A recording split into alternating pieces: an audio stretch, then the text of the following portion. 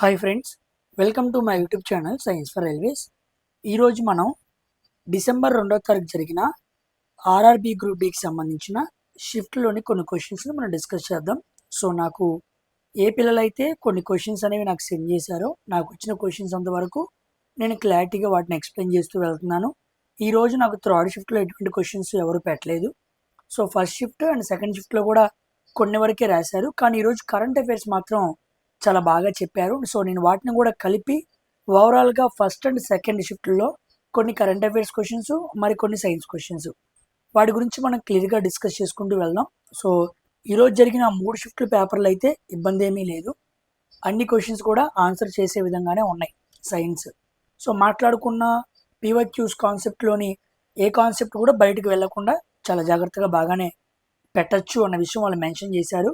Current affairs కూడా స్టార్టింగ్లో కాస్త ఇబ్బందిగా ఉంది, కానీ ఇప్పుడు మాత్రం కొన్ని కరెంట్ అఫైర్స్ అయితే చాలా నీట్గా రాసి మెన్షన్ చేసి మరీ చెప్పారు. సో అన్ని రాసి చెప్పగలిగారు అంటే కొన్ని వరకు అవి మనకి తెలిసినవే అడిగాడు అంటానికి అది రిజంబుల్ అనమాట.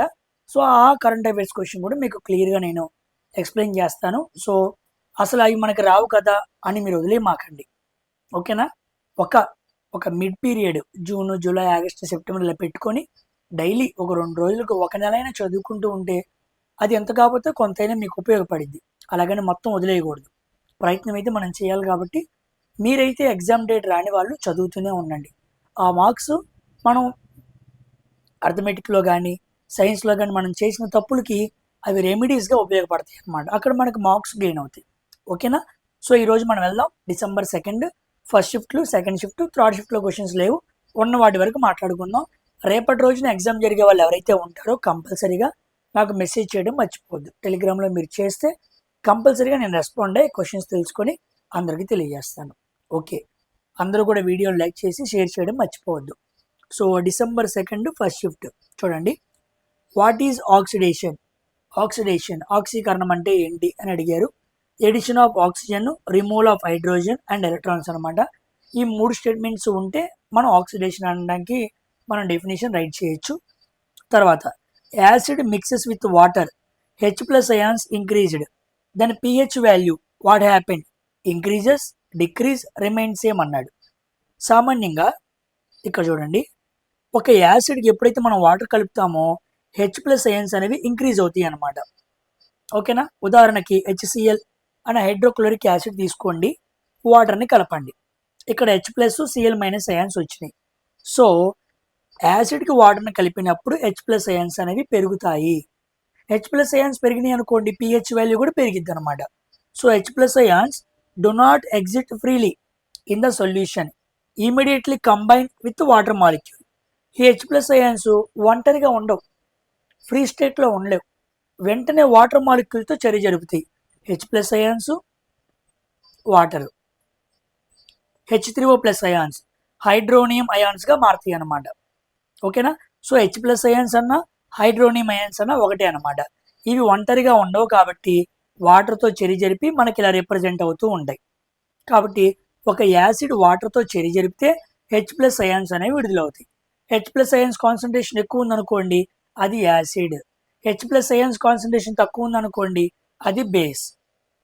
ఇలాగే మనం బేస్ను కూడా చూద్దాం. రేపటి రోజున బేస్ను కూడా అడిగే అవకాశం ఉంది, ఓకేనా. చూడండి, బేస్ ప్లస్ వాటర్, ఒక బేస్కి వాటర్ని కలిపితే దాంట్లో OH- ions ఎక్కువగా రిలీజ్ అవుతాయి అనమాట. సో NaOH బేస్, వాటర్ కలిపాను, Na+ ఇదిగోండి OH- ions వచ్చింది. ఇలా కాకుండా అమోనియా, చాలామందికి తెలీదు, అమోనియా ఈజ్ ఏ బేస్, గుర్తుపెట్టుకోండి. వాటర్ని కలిపాను, NH4+ ammonium ion plus OH- ions form అయినాయా లేవా? కాబట్టి OH- ions ఎక్కువగా వచ్చినాయి అనుకోండి అది బేస్ అనమాట. కాబట్టి వాటర్ ఎప్పుడైతే యాసిడ్కి బేస్కి యాడ్ అయిద్దో దానికి ఉన్న గుణం ఏంటంటే బ్రేక్ ఏ పార్ట్, డిసోసియేట్, వేరు చేయగలదు అనమాట. దీన్ని మనం హైడ్రోలైసిస్ అని కూడా ఒక భాషలో మాట్లాడుకుంటూ ఉండొచ్చు. సో ఎప్పుడైతే ఇలా వేరవుతాయో H+ ions ఎక్కువ వస్తే యాసిడ్, OH- ions ఎక్కువ వస్తే బేస్. మీకు యాసిడ్ బేస్ తెలిసింది అనుకోండి అప్పుడు ఈజీగా pH వాల్యూని పెట్టగలరు అనమాట, ఓకేనా. సో ఇది సెకండ్ క్వశ్చన్ అనమాట. మీకు క్లారిటీగా అర్థమైంది అనుకుంటున్నాను. సో ఇక్కడ H+ ions ఎక్కువగా విడుదలైనవి అన్నాడు కాబట్టి అది ఏమవ్వాలి? ఎసిడిక్ నేచర్ అవ్వాలి, కాబట్టి pH వాల్యూ లెస్ దెన్ 7 ఉండాలి. Next question, third question, due to apply force object has getting motion, then force is gravitational force or balanced force or unbalanced force అన్నాడు. ఈ క్వశ్చన్ నేను PYQస్లో టెక్నీషియన్ పేపర్స్ ఎక్స్ప్లెయిన్ చేస్తున్నప్పుడు కూడా చెప్పాను. Equal force ఎప్పుడు apply చేయకూడదు, ఎందుకు అంటే F1 equal to F2 F1 equal to F1 అయినప్పుడు అది బ్యాలెన్స్డ్ ఫోర్స్ అనమాట. ఎప్పుడైతే మనం బ్యాలెన్స్డ్ ఫోర్స్ అప్లై చేస్తామో అప్పుడు మోషన్ ఎలా ఉండిద్ది, zero, motion zero.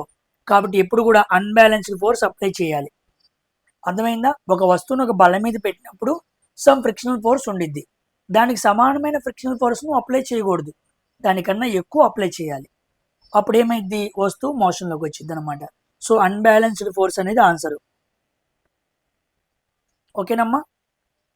Coming to fullerene value, బక్మినిస్టర్ fullerene అంటారు. C0, C60, C6 ఇలా ఇచ్చారనమాట.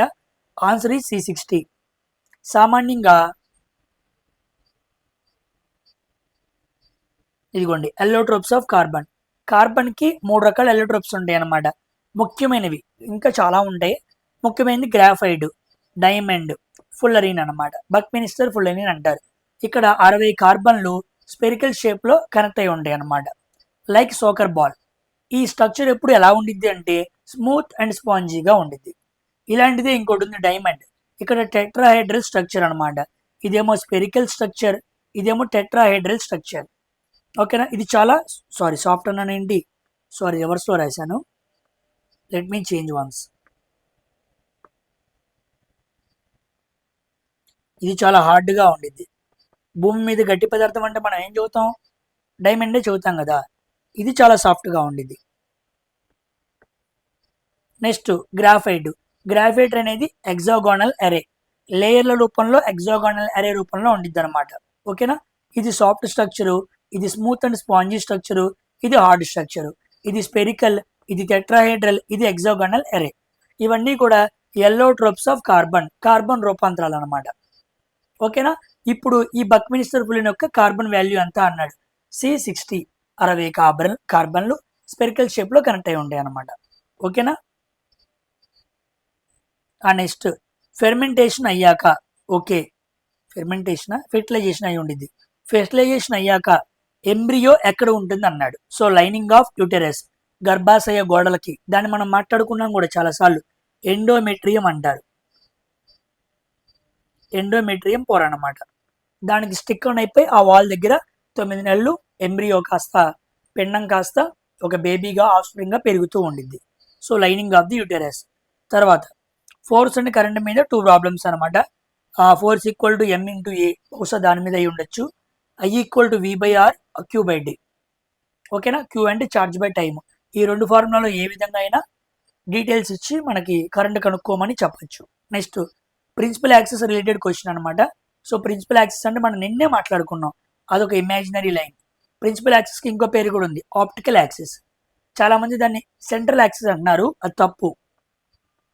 ఇది కూడా అడగచ్చు, ప్రిన్సిపల్ యాక్సిస్ని సెంట్రల్ యాక్సిస్ అంటారా, మిడిల్ యాక్సిస్ అంటారా అని కూడా అడగచ్చు. తప్పు అనమాట. సారీ, అస్సలు నా గొంతు బాగోలేదు, చాలా ఇబ్బందిగా ఉంది. ఈ చలికి క్లాసులు బాగా చెప్పడం వల్ల బాగా స్ట్రక్ అయ్యింది, అందుకే కాస్త మెల్లిగా మాట్లాడుతున్నాను. నాకు అందుకు కాస్త పొంగురుగా ఉండిద్ది, కాస్త అడ్జస్ట్ చేసుకోండి. కాస్త వినే వాళ్ళకి అన్యాయంగా ఉండిద్ది అనమాట, పొంగురు గొంతు కదా, కాస్త ఇబ్బందిగా ఉండిద్ది. కాస్త నన్ను కాస్త అర్థం చేసుకొని ఏమనకుండా కాస్త వినండి. ఈ చలికాలం వస్తే నాకు ఈ 3 నెలలు బాగా ఇబ్బంది, సో అది కాస్త దృష్టిలో పెట్టుకోండి. ఆప్టికల్ యాక్సిస్ లేదా ప్రిన్సిపల్ యాక్సిస్ అని మనం పిలవచ్చు, గుర్తుపెట్టుకోండి. సెంట్రల్ యాక్సిస్, మిడిల్ యాక్సిస్ అని అనకూడదు. ఇదిగోండి క్వశ్చన్, యాసిడ్ బేస్ గురించి ఇలాంటి ఇందాక మనకి మాట్లాడుకున్నాం కదా. ఇదిగోండి సెకండ్ క్వశ్చన్, అలాంటిదే ఒకటి కనపడింది, ఆ క్వశ్చన్ మీకు అడిగాను. ఈ క్వశ్చన్కి కామెంట్ సెక్షన్లో ఆన్సర్ చేయండి. ఫస్టా, సెకండా, థర్డా, ఫోర్తా. ఓకేనా. కుదిరితే డేటా కూడా రాయండి అనమాట. What happens when acid or base mixed with water. ఇందాక నేను చెప్పిన క్వశ్చన్ని ఇలా కంబైన్డ్గా అడిగాను అనమాట. చూసారా, ఇలా చూసినప్పుడు ఇలా డిఫరెంట్గా కనపడుతుందో, అడిగే ఆ విధానం అంతే మారుతుంది అనమాట. క్వశ్చన్ అయితే అంతే. ఒక యాసిడ్ని బేస్ని వాటర్తో కలిపినప్పుడు ఏమేమి ఫామ్ అవుతాయో కామెంట్ సెక్షన్లో రాయండి. ఓకేనా. So 1 2 3 4. Next 8th question, semen related to men. Semen అనేది మెన్కి సంబంధించింది. Women related to dash. ఉమెన్కి సంబంధించి ఏముండిద్ది అంటే ఓవిడక్ట్ అనమాట. సో ఓవిడక్ట్ అనేది మనకు ఉమెన్స్లో ఉండిద్ది. దాన్ని మనం ఫాలోపియన్ ట్యూబ్ అంటాం. ఫెర్టిలైజేషన్ జరిగేది ఫాలోపియన్ ట్యూబ్లోనే. ఫాలోపియన్ ట్యూబ్ అయినా అనొచ్చు, ఓవిడక్ట్ అనే పిలవచ్చు. Is all 9th question, is all mirrors having 2 centre axis అన్నాడు. ఈ క్వశ్చన్ నాకు అర్థం కాలేదు. 2 సెంటర్ యాక్సిస్ అనే ఏందో నాకు తెలియలేదు. సామాన్యంగా మిర్రర్కి ఓన్లీ 1 సెంటర్ మాత్రమే ఉండిద్ది, అది C, centre of curvature.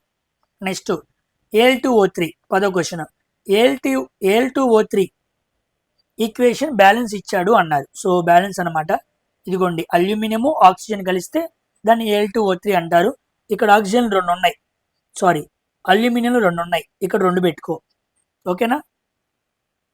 Next oxygen ఇక్కడ ఎన్ని ఉన్నాయి, 3 ఉన్నాయి.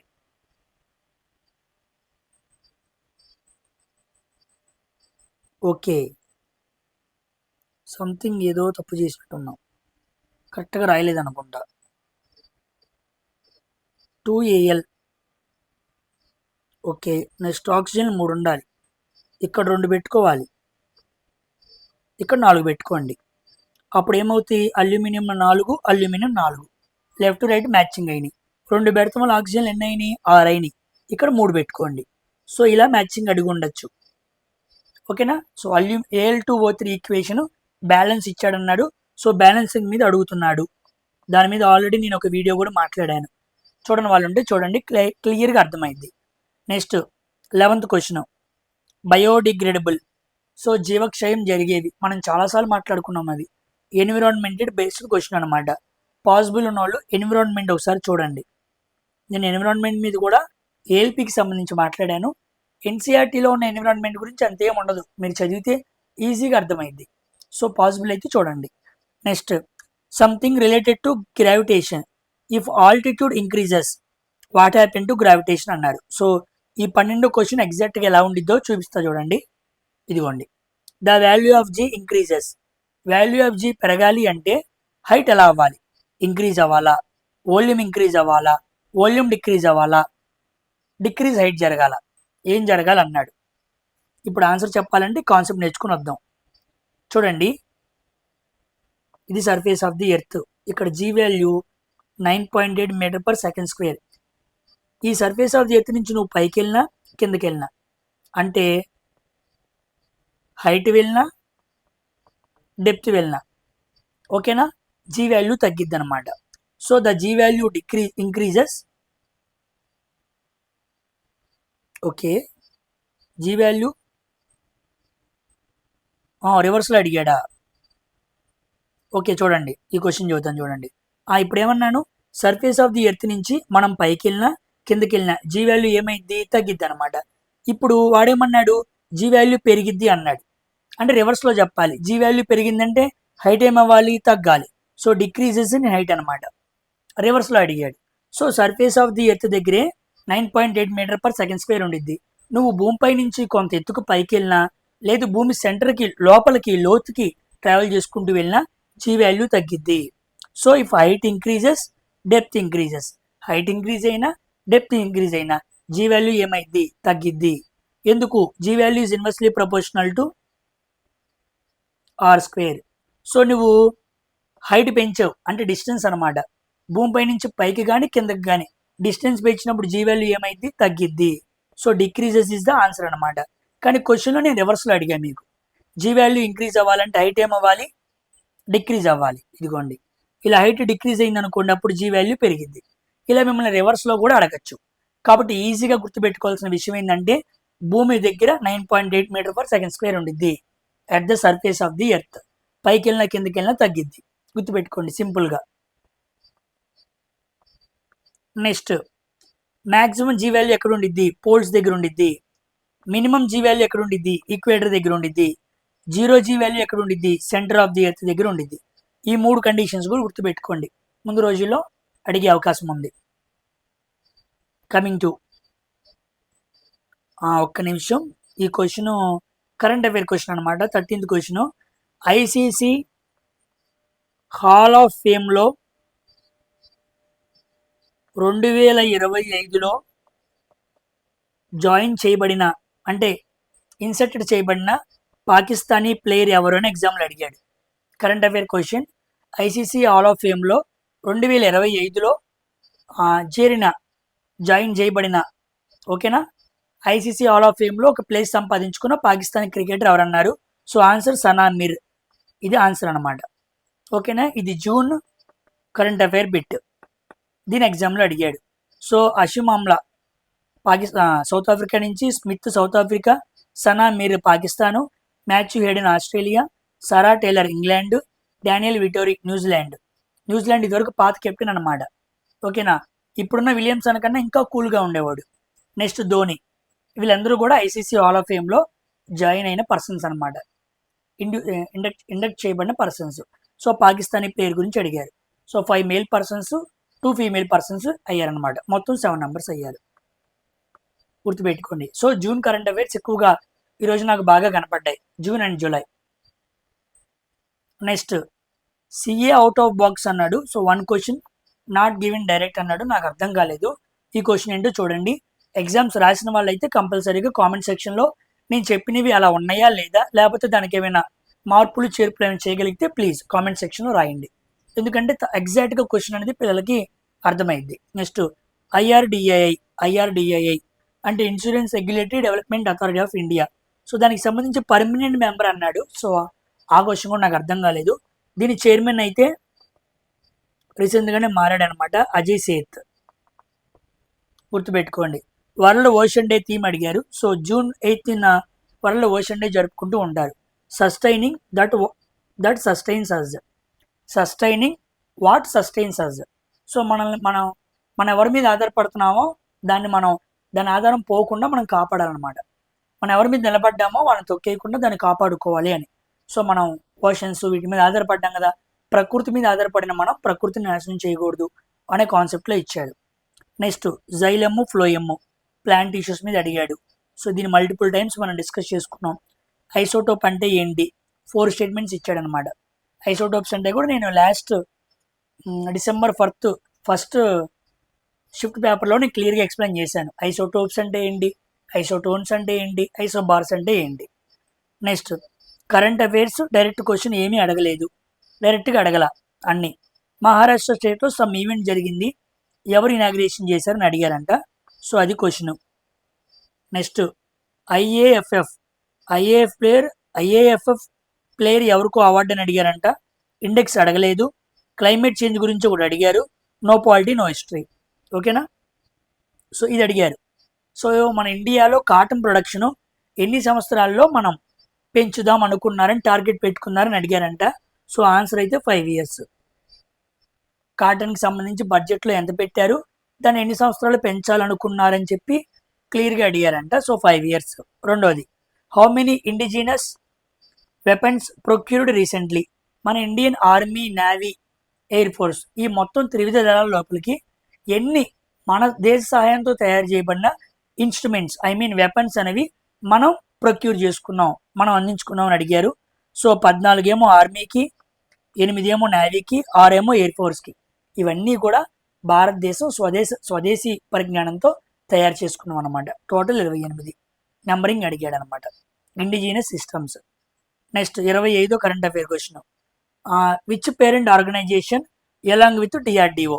సామాన్యంగా Tejas light combat aircraft వీటిని తయారు చేయడానికి లేదా వీటికి సంబంధించిన ఇంజన్ ఏమంటారు దాన్ని, high altitude trial of indigenous integrated life support system. ఇదిగోండి ఈ సిస్టమ్ని ఈ తేజస్లోకి ఇన్సర్ట్ చేయడానికి డిఆర్డిఓతో పాటు ఇంకో పేరెంట్ ఆర్గనైజేషన్ ఏముందని అడిగారు. So DEBEL.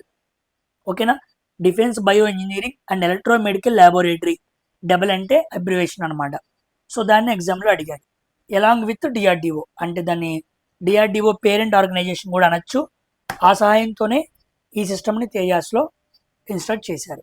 ఓకేనా, రీసెంట్గా MiG-21 విమానాలు కూడా ఆపేశారనమాట. ఇంకా వాటిది కంప్లీట్ అయిపోయింది. వాటి స్థానంలోనే ఈ Tejas light air craft flights అనేవి వస్తున్నాయి అనమాట.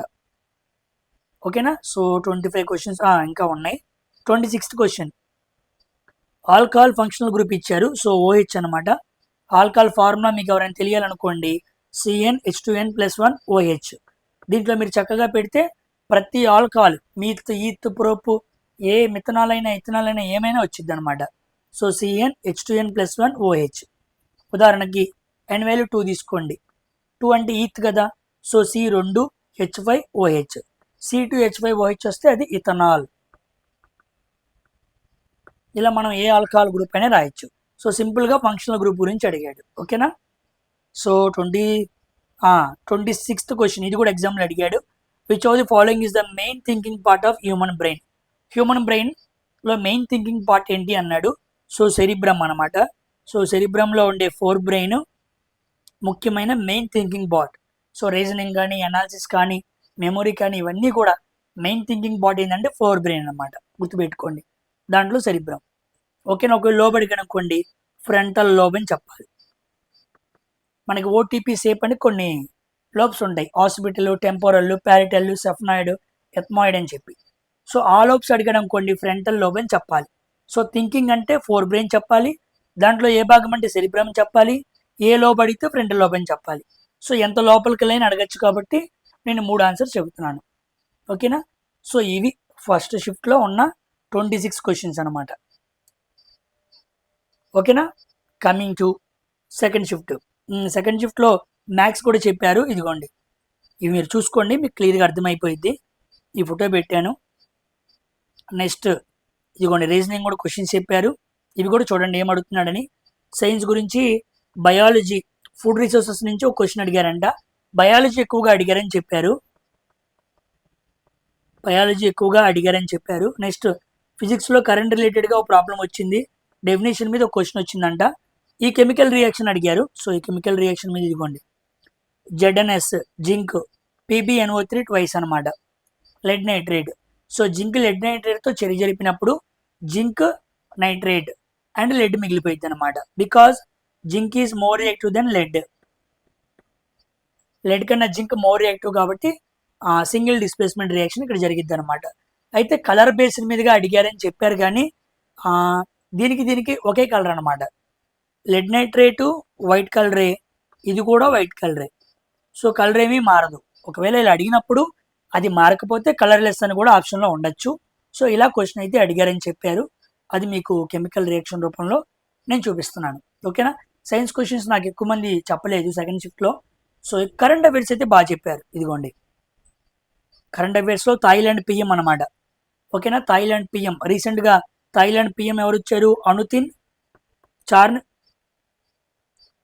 చార్న్ విరాకుల్ అనమాట. అనుతిన్ చార్న్ విరాకుల్.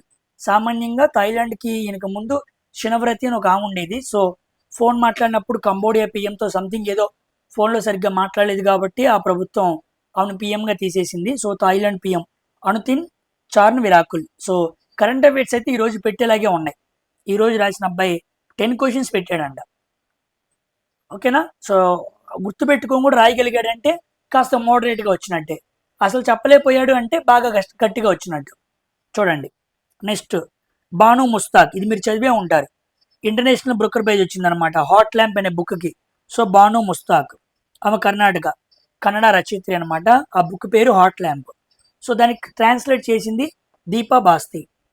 ఓకేనా. ఇంటర్నేషనల్ బుక్కర్ ప్రైజ్ అనేది ఏమో ట్రాన్స్లేటెడ్ నోవెల్కి ఇస్తారనమాట, ఇంగ్లీష్లోకి మార్చాలి. బుక్కర్ ప్రైజ్ ఉండిద్ది. ఈసారి ఎవరికి వచ్చింది? డేవిడ్ జలాయ్ అనే వ్యక్తికి వచ్చింది. ఏ బుక్కి వచ్చిందో మీరు కామెంట్ సెక్షన్లో రాయండి. బుక్కర్ ప్రైజ్ డేవిడ్ సలాయ్ అనే వ్యక్తికి వచ్చింది. నోబెల్ నేమ్ ఏంటి, ఆ బుక్ పేరేంటో కామెంట్ సెక్షన్లో రాయండి. ఇక్కడైతే heart lamp, international Booker prize. ఓకేనా. నెక్స్ట్ 4000 మీటర్స్ రన్వేలో అథ్లెట్ నేమ్ గురించి అడిగాడు అనమాట. సో ఆ క్వశ్చన్ క్లియర్గా చెప్పలేదు. కీర్తి చక్ర అవార్డులు ఎన్ని వచ్చినాయి? సో గ్యాలంటరీ అవార్డ్స్ అంటాం మనం. కీర్తి చక్ర అవార్డులు ఈ సంవత్సరం 6 దాకా వచ్చినాయి అనమాట, 2025లో. సో సైనికులుగా ఉండి ప్రాణాలు అర్పించిన వాళ్ళు, వాళ్ళకి ఆర్మీ, నేవీ ఇలాంటి వాటి రంగాల్లో ఇచ్చేవి గ్యాలంటరీ అవార్డ్స్ అనమాట. దాంట్లో కీర్తి చక్ర అడిగారు. నెక్స్ట్ ఇండియాలో అత్యంత కాలుష్యమైన నగరం ఏది? దక్కనపేట భూమా, పశ్చిమ కనుమల, తూర్పు కనుమల, యమునా గంగా తీరమా అన్నారు. సో నేను సెర్చ్ చేస్తే నాకు యమునా గంగా తీరం అని తెలిసింది, నేను అది రాశాను. ఒకవేళ ఇఫ్ ఐఎమ్ రాంగ్ కామెంట్ సెక్షన్లో ఆన్సర్ చేయండి. 9th సముద్రాల సదస్సు అంటే గ్లోబల్ ఓషన్ సమ్మిట్ అనమాట. దాని థీమ్ అడిగారనమాట. ఓకేనా? మీకు అర్థం కాకపోతే నేను చదువుతున్నా వినండి. ఎందుకంటే ఇవన్నీ రాసేంత టైం లేదు కాబట్టి మళ్ళీ మీరు త్వరగా అప్లోడ్ చేయండి అంటున్నారు. ఎందుకంటే రేపటి రోజున వెళ్ళే పిల్లలు కాస్త రిఫర్ చేసుకోవాలంటే మరీ నేట్గా అప్లోడ్ చేస్తే లేట్ అయిపోతుందని నేను ఫాస్ట్గా వాళ్ళు చెప్పినవి తీసుకొచ్చేస్తున్నాను. ఓకేనా? అందుకే మార్చట్లేదు, కాస్త అడ్జస్ట్ అవ్వండి. So global ocean summit theme అడిగారు. ఆపరేషన్ సింధు ఏ సంవత్సరంలో జరిగిందంటే మొన్నే కదా, జూన్ 2025 ఫెల్గామ్ అటాక్ జరిగింది. సో ఓకేనా, ఆపరేషన్ సింధు. సో దీనికి కేజేఎస్ దిల్లాన్ అనే వ్యక్తి జనరల్గా ఉన్నాడు, గుర్తుపెట్టుకోండి. ఆయన బుక్ కూడా రాశాడు అనమాట. సారీ, జనరల్ కాదు, ఆపరేషన్ సింధు మీద బుక్ రాశాడు కేజేఎస్ దిల్లాన్. నెక్స్ట్ పురుషుల 3000 మీటర్స్ ఏషియా అథ్లెటిక్ ఛాంపియన్షిప్స్ 2025లో ఎవరికి గోల్డ్ మెడల్ వచ్చిందని అడిగారంట. అవినాష్ సాబ్లే. అవినాష్ సాబ్లే గుర్తుపెట్టుకోండి.